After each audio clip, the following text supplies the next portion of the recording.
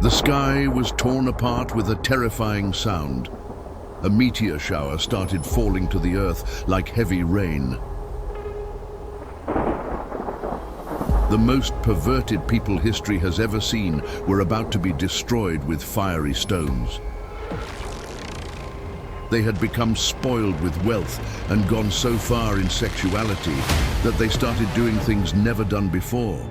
For their pleasure, they raped men, enslaved them, and then killed them. For years, a prophet was sent to call them to the right path and to leave these perversions, LUT. But they did not stop and even threatened him. They even set a big trap for him together with his wife. Finally, Allah sent his angels in the form of handsome men. When they tried to attack and rape them, the punishment became certain. And at that moment, fiery stones rained down. The earth shook and began to swallow them. Some were caught in the act of sin, and their bodies turned into stone. The punishment fell upon them like a heavy darkness. They sank so deep that the place became the lowest point on earth. The Qur'an foretold this 1400 years ago, and science later confirmed it. What was left of them were stone bodies with shocking expressions on their faces. If you are ready, you will now watch the terrifying destruction story of Sodom and Gomorrah. Before moving to the video, don't forget to subscribe to the channel, like the video, and turn on notifications. This way, you won't miss our next videos. In the 1800s BCE, in the cities of Sodom and Gomorrah, there lived a people who were very rich and had everything they wanted.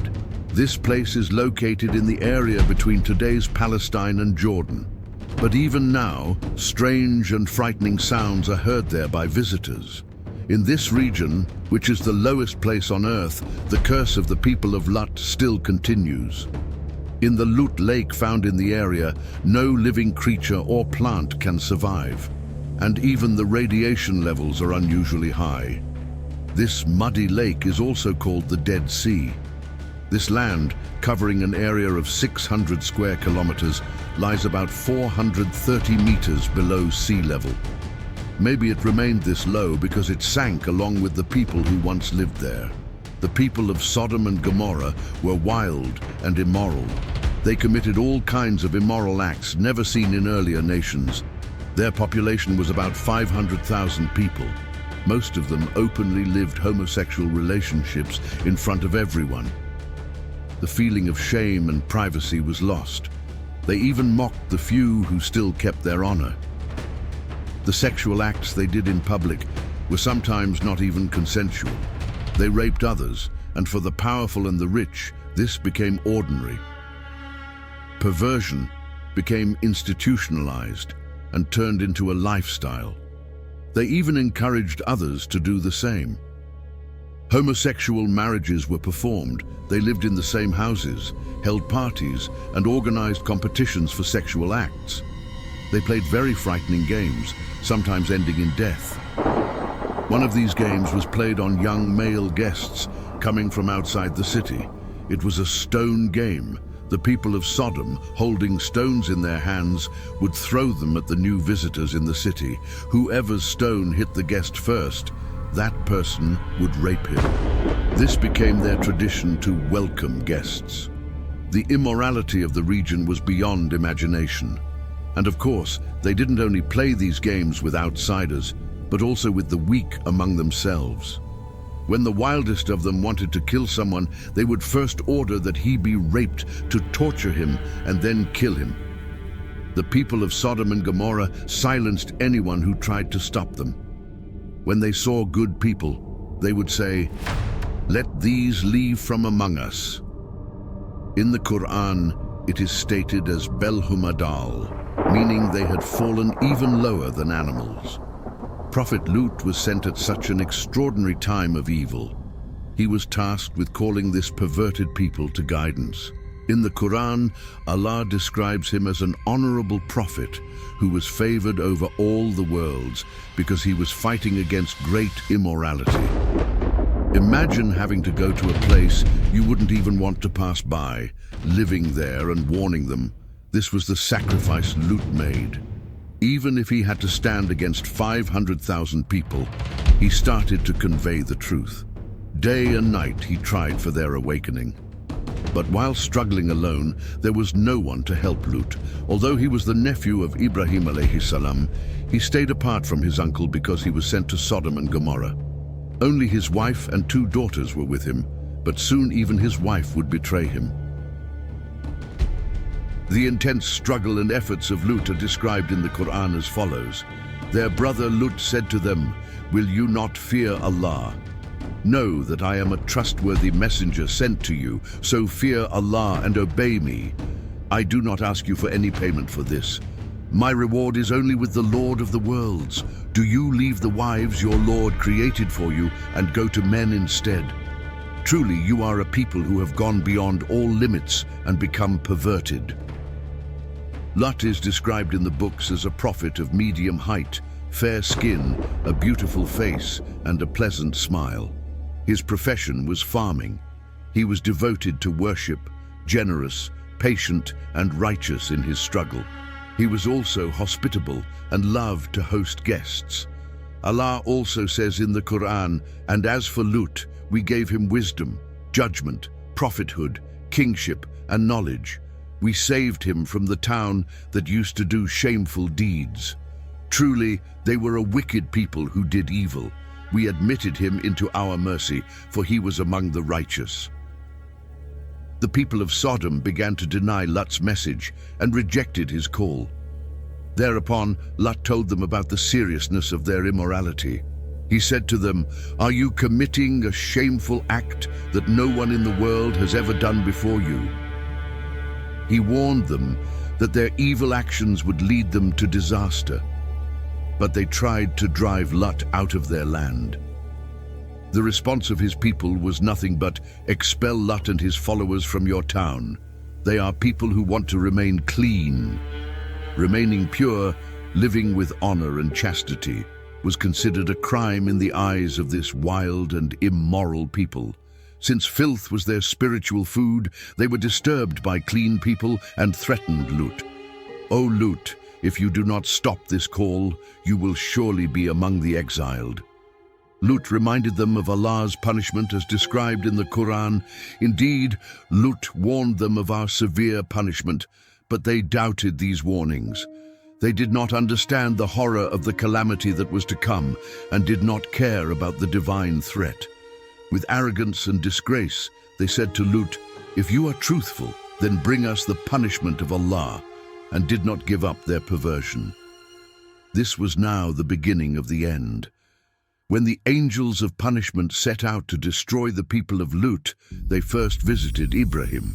But Ibrahim did not know they were angels. He welcomed them with hospitality.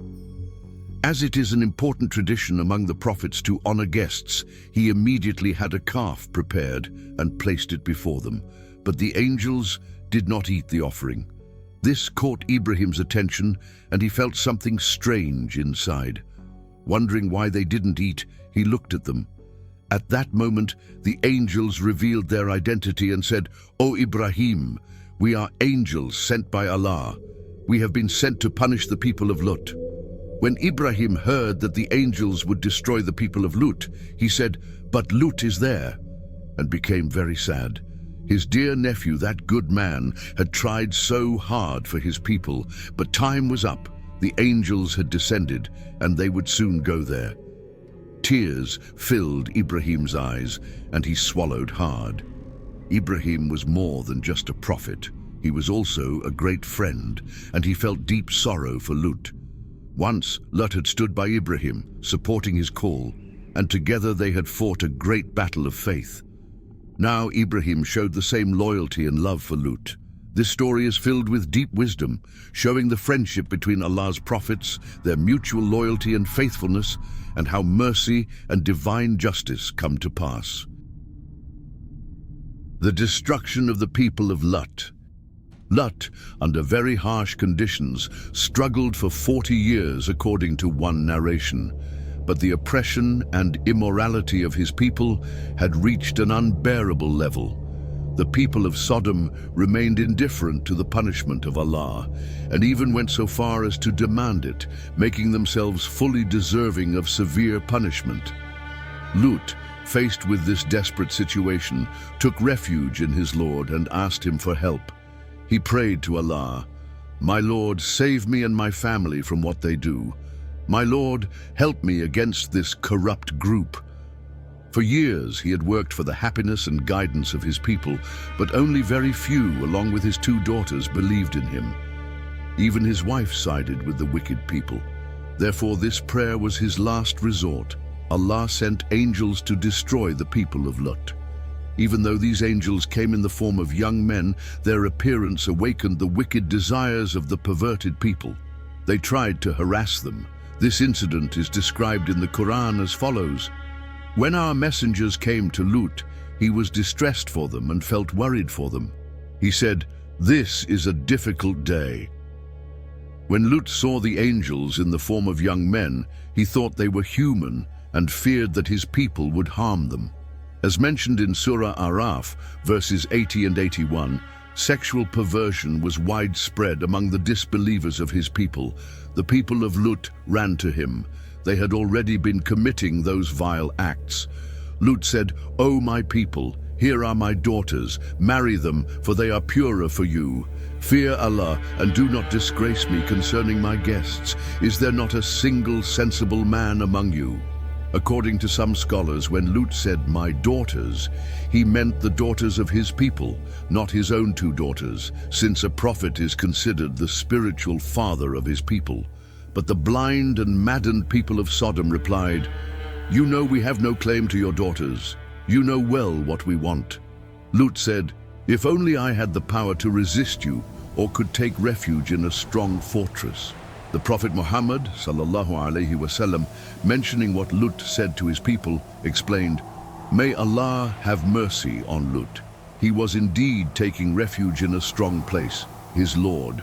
By the blessing of this prayer of LUT, Allah granted all prophets after him kinsmen and supporters." The angels then said, "O LUT, we are messengers of your Lord. They cannot touch you. Leave during part of the night with your family, and let none of you look back and accept your wife. Surely what will happen to them will also happen to her. Their appointed time for destruction is the morning." "Is the morning not near?" they said. The wicked crowd attacked LUT's door one last time, but suddenly all of them were struck blind. The Qur'an reports this truth as follows: "By my might they asked for LUT's guests, so we blinded their eyes. Taste now my punishment and my warnings." According to Fakhruddin al-Razi, one of the angels was Jibril. When the mob broke down the door and entered, Jibril struck them all blind with one movement.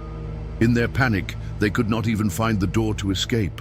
LUT even took them by their arms and threw them out. Because the people of LUT committed the great sin of LGBTI and others remained silent about this injustice, Allah first struck them with a terrifying sound that deafened their ears.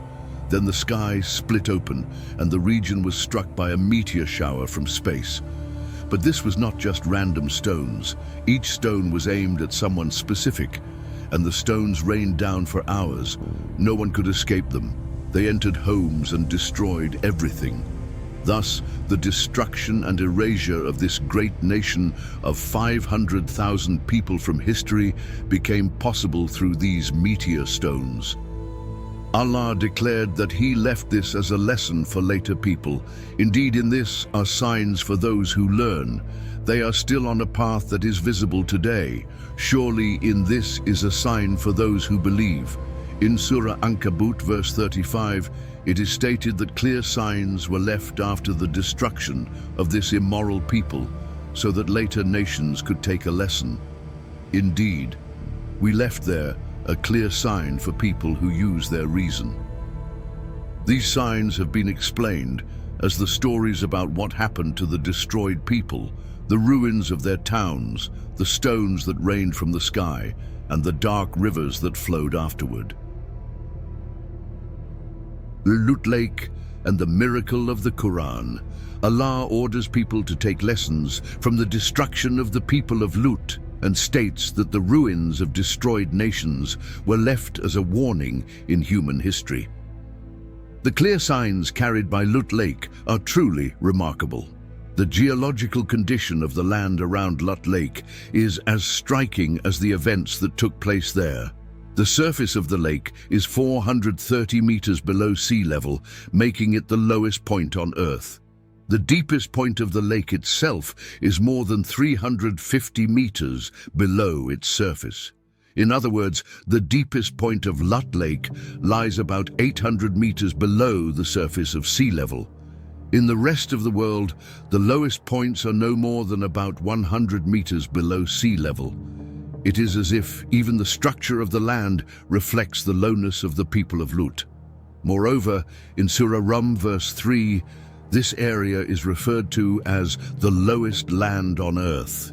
Indeed, when modern technology examined the lowest place on earth, it was confirmed to be the basin of LUT Lake, as pointed to in the verse. Since it was impossible for the people at the time of the Quran's revelation to know such a geological fact, this truth is one of the scientific proofs that the Quran is truly the word of Allah. Another feature of LUT Lake is that its salt level is around 30%. Therefore, no fish or plants can live in it. This is why it is also called the Dead Sea. The fact that even animals cannot live in this cursed place is another lesson. The lake, black as pitch and spreading foul odors, seems to present the sins committed around it to humanity through its appearance. In 1965, during excavations by American archaeologists, more than 20,000 tombstones were identified in the area. They even found remains resembling petrified humans. If you look at the videos and photos, they truly look very much like people. Among those remains is said to be another human-like stone, thought to be Lut's wife, Wahila. In 1947, a Jordanian shepherd who lost his goat discovered a cave. Inside the cave, he found many strange things, including about 40,000 Hebrew and Aramaic manuscripts. The events about this cursed nation as described in the Quran are estimated to have happened around 1800 BCE. The ruins of the cities sank into the ground due to the divine punishment. After the punishment, Prophet Lut and his family. Lut had two believing daughters. One of his daughters was named Resa or Risa, and the other was Razia or Lida. During the destruction of the people of Lut, they left Sodom with their father and the believers and were saved from Allah's punishment. Later, Lut went with his daughters to Ibrahim. Ibrahim married one of these daughters to his son Midian, and the people of Midian descended from them.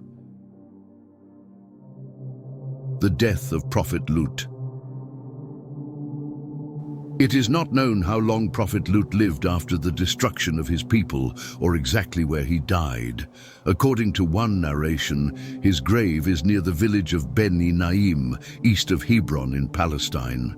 The life of Prophet Lut is marked in human history as a story of struggle written with faith, patience, and determination. His determination to convey the divine commands and call people to the right path, even to a society deeply corrupted by immorality, became a symbol of his prophetic mission. Prophet Lut was both a warner to his own people and a lesson for the future. The hardships he endured highlight the importance of faith and morality in human life, and his story shows how divine justice manifests. Islamic view on LGBTI issues. LGBTI has remained one of the main topics of moral debate even in modern times. The period of our world in the last 20 to 30 years is the one that most resembles the people of Lut in world history. Since the 1970s, the number of people in the West openly declaring this sexual orientation has increased greatly. The LGBTI movement in the world has begun to turn into a kind of sexual fanaticism. In 1973, for the first time, the American Psychiatric Association declared that this was a right and not a disease. The president of the association, Robert Spitzer, announced this. But in those days, LGBTI themselves protested this decision, saying, "Why did you take away our right to be treated?" and marched, because there were people who wanted to be cured of this condition, and preventing those who were uncomfortable with it from seeking treatment while institutionalizing it was heavily debated at the time. The president of the association even considered reversing his steps, but lobbies did not allow it. The reason for the lobby's refusal was, of course, this sector. Look at the places where LGBT is prominent. You will see two things are also very intense there: alcohol and drugs, and the pornography industry. People cannot discuss this because LGBTI is portrayed as a symbol of freedom. Thus, anyone who voices an opposing view is accused of being bigoted and anti-freedom. Yet, if freedom of expression exists, then this topic cannot be untouchable like a taboo. Both sides should be able to express their opinions. In other words, those who want to spread LGBTI have every kind of power. They use movies, books, music, artists, series, and actors. In a magazine aimed at 7-year-olds, a story said, "I can't meet you today because I'm going to have surgery," referring to gender change in a children's story. If you look at the toys, you'll see girl-to-girl marriage dolls, boy-to-boy marriage dolls. Look at some of the hadiths of our Prophet ﷺ. When Imam Hassan was brought to him wrapped in a yellow cloth, he said, "What is this yellow color?" Showing even subtle messages about how life and upbringing shape people. Notice how it all started with colors. They began by saying there's no such thing as blue being a boy's color. Because this has turned into a sector and a lobby, they try to make it appear innocent. Just like the people of LUT, they encourage people. This is freedom itself, trying to make it attractive, propagating it in many Netflix films and series. They try every way so that people normalize and make this path easier. In this respect, they resemble the people of LUT. If you pay attention to their propaganda, their coercive attitudes are similar. And just like the people of LUT bullied and threatened to expel those who criticized them from society, the same is being done today. Everyone who does not think like them is excluded from society. However, to fight against this idea, we will turn to the Qur'an and the Sunnah. Why do you think the Qur'an speaks about this matter so much? Because we would face it again, and to teach us how to struggle against it. Let's first examine some modern studies on this topic. Some research has compared LGBT students to other students. It was observed that they had 5 times more tendency towards violence. Risky suicidal behaviors were much higher. Sexual risky behaviors and sexual experiences at very early ages, as early as 13 years old, were also observed to be much higher. Studies also show that they report lower family satisfaction, are exposed to more bullying, and have to cope with higher levels of depressive symptoms. In a survey conducted in the West in 2011, the suicide tendency among straight students was around 5%, while among LGBT students it was 53.7%. These were students living without any external pressure, which shows that acting against one's fitrah leads to serious psychological crises. It drags people into slavery rather than freedom. An Islamic scholar said, "The result of an illegitimate love is to suffer mercilessly." When a person falls into an illegitimate love that goes against their fitrah, they suffer so much that even if people outside applaud them, they still live in a prison inside. Living in harmony with the laws of fitrah relaxes a person, improves their psychology, and brings peace. So, the greatest method of struggle is to help the person return to their fitrah. And this is tied to matters of iman, because the fastest way to return someone to their fitrah is through iman. That's why I need to say in conclusion, just like with other matters, the biggest way to struggle with this matter is also through iman. Look at what Surah Shu'ara, verse 161 says. Their brother Lut said to them, "Will you not fear Allah?" Do you see what Prophet Lut was calling them to? He was calling them to Tawhid and Taqwa. Because if you teach people Tawhid, such immorality would not even appear in a person who truly understands it. A person with the identity of Tawhid will say, "My highest identity is servitude to Allah and living for His pleasure. This body is not mine, it's a trust given to me. Since it is a trust, I must ask, what boundaries does Allah, the one who entrusted me, want me to stay within? And they should seek and live accordingly. Every human is tested with different flaws, struggles and trials. Those with LGBTI tendencies can also overcome these difficulties with Tawhid, fight against it, find relief, and pass through life without falling into sin, without entering a forbidden relationship. In this way, they can reach very high ranks in the sight of Allah, even reaching spiritual levels that others cannot reach in decades. If we have LGBTI tendencies, some of the most important steps we should take are staying away from sinful environments, avoiding spending time with such friends for a while, and removing ourselves from those settings, and focusing as much as possible on learning lessons of Iman and remembering that this worldly life is temporary. In time, this problem will also be overcome, inshallah. May Allah guide all those who are seeking a solution in this matter to Islam and Iman, and may He never let go of their hands, inshallah.